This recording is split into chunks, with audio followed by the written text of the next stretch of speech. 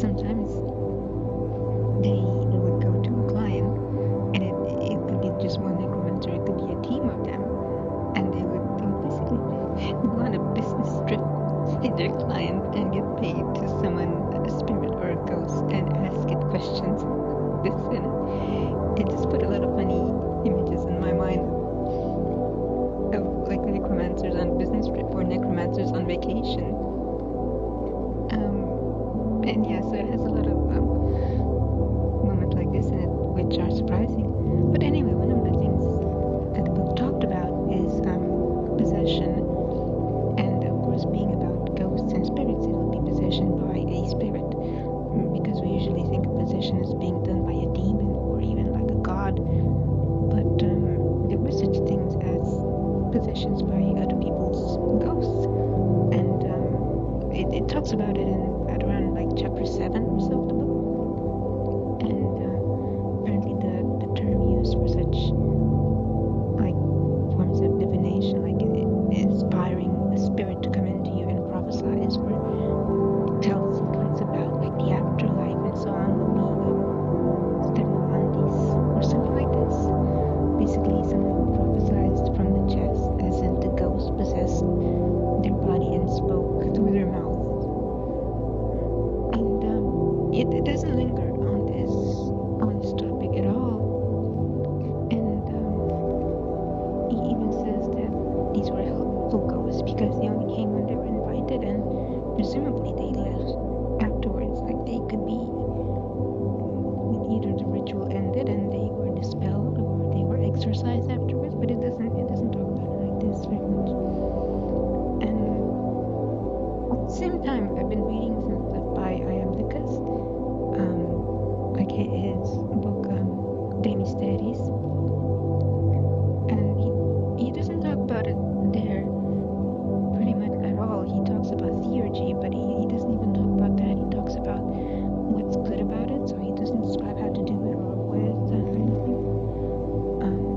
But he does talk about souls quite a bit, and he describes them usually in contrast to like divine souls and angels and demons and so on, and says basically that human souls are at the lowest level and they are the darkest, which was mentioned also in the book Greek and Roman Necromancy.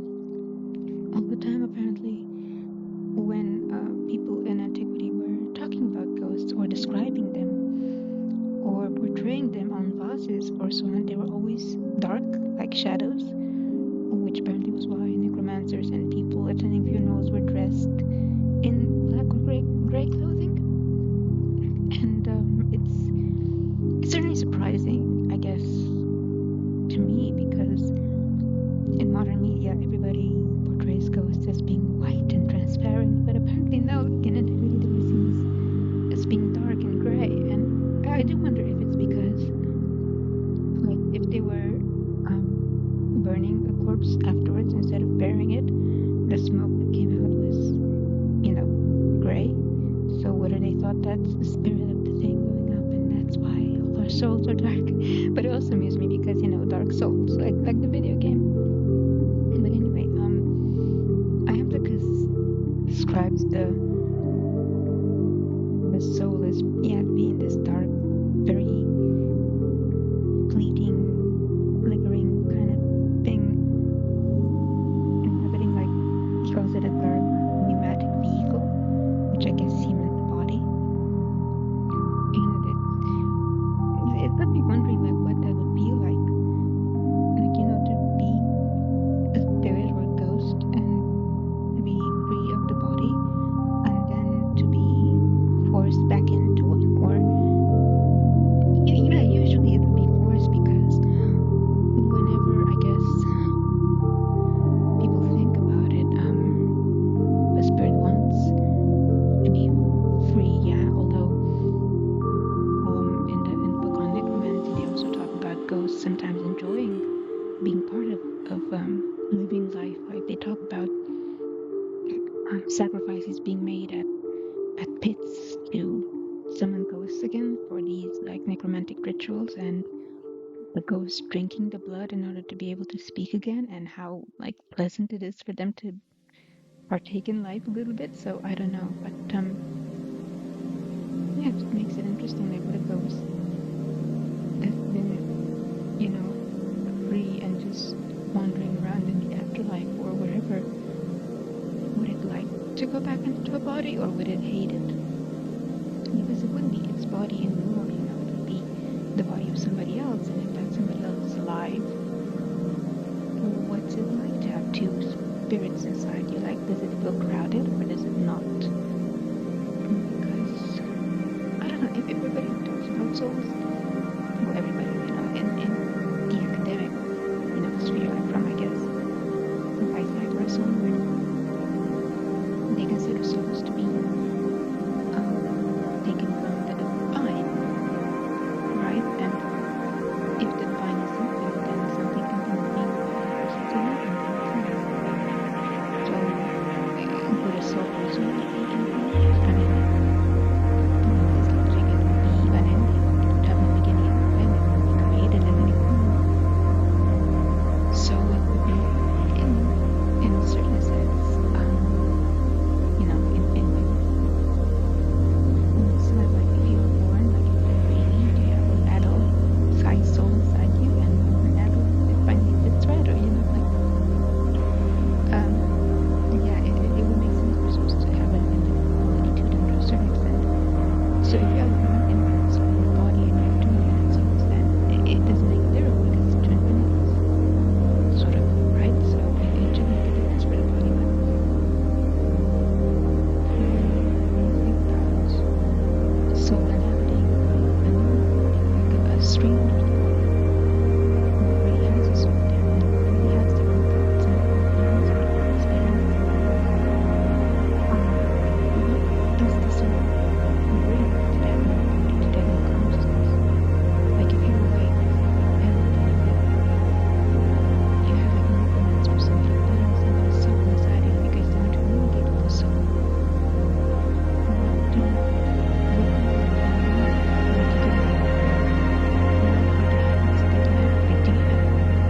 do souls carry habits from their previous life, or do they just carry habits into that person's offering experiences, and that's just how he is? But actually, there's the soul habits that he's offering something to do with the person's moral psychology. And he's experiencing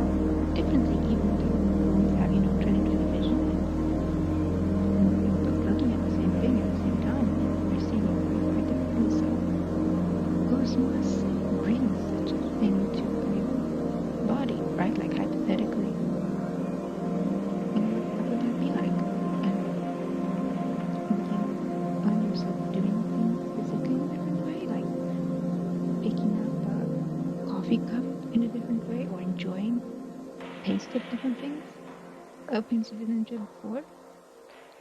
I mean, would you want to dress differently? Would you think, oh, maybe I would look good in that, even though before you might be more negative about it?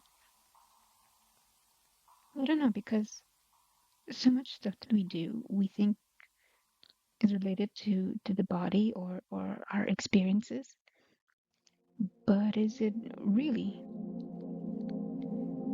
Because you can have people who, well, maybe have quite a similar body to us, maybe, you know, siblings, but they like completely different things. Like, you know, you can have two people who maybe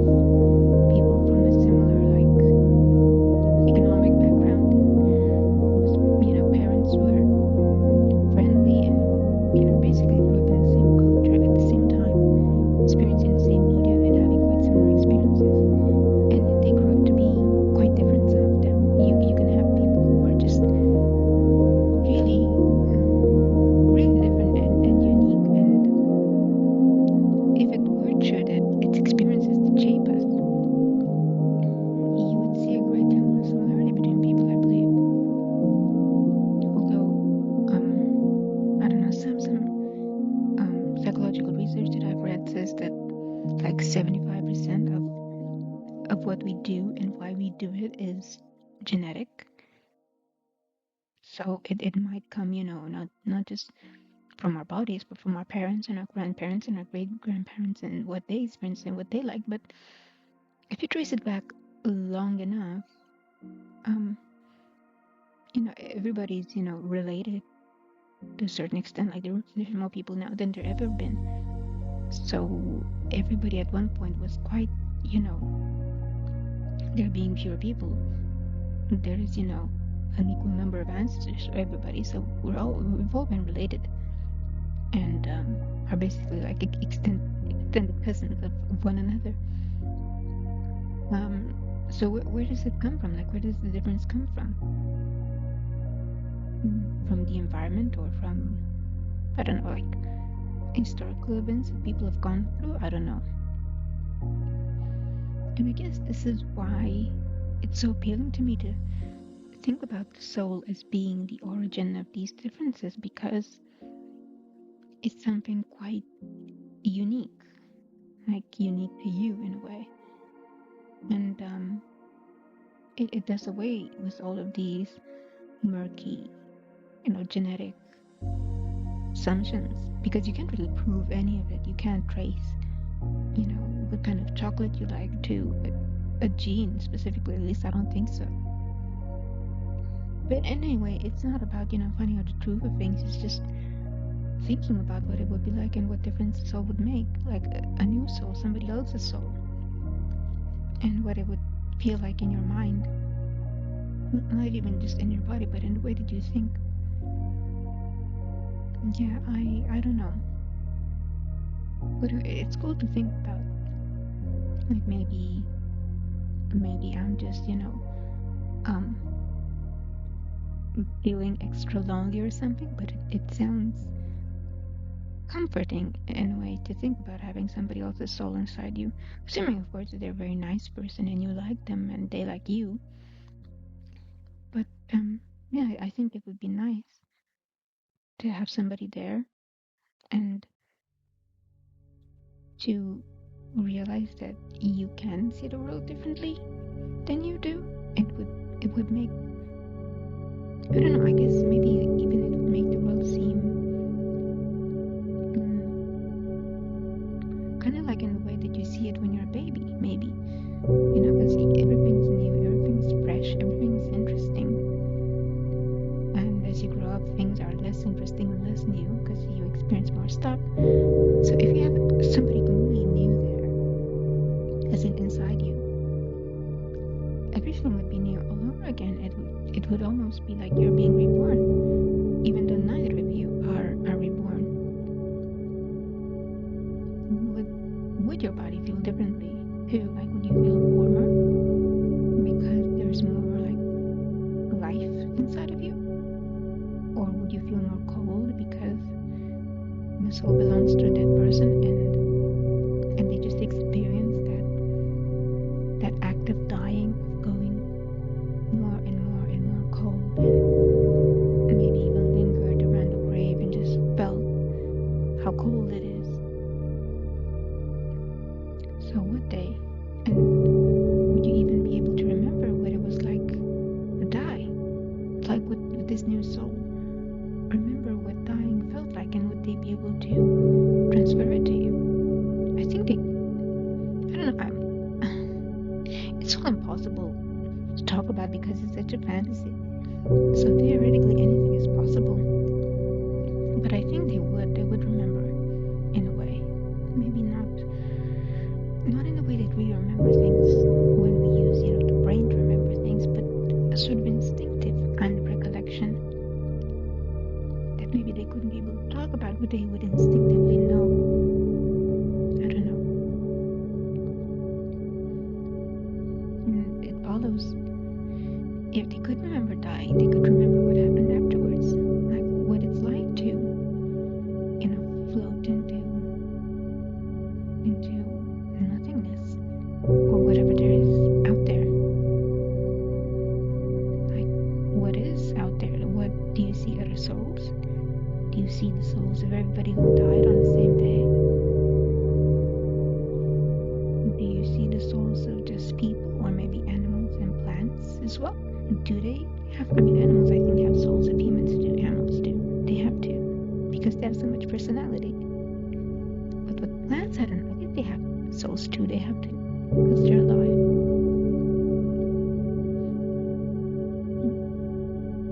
But yeah, I think it would be interesting. Sort of, maybe if you cannot communicate directly with the soul, like in the way that you talk to yourself in your head, but you could just relax and let it kind of take over. Like, you could just lay back and close your eye, and without forcing it, try to remember what it was like to die and float upwards, and just exist without there being a body hindering you or holding you back. And try to summon up and present what that feels like. And I wonder if you could feel it. Like if you could sort of invoke these external memories. Would it make you enjoy life more or less? Like earthly life? I mean, like would it make you enjoy life on Earth more? Or would it make you sort of anxious to go through it yourself and see this whole new dimension of reality, which isn't bound by flesh or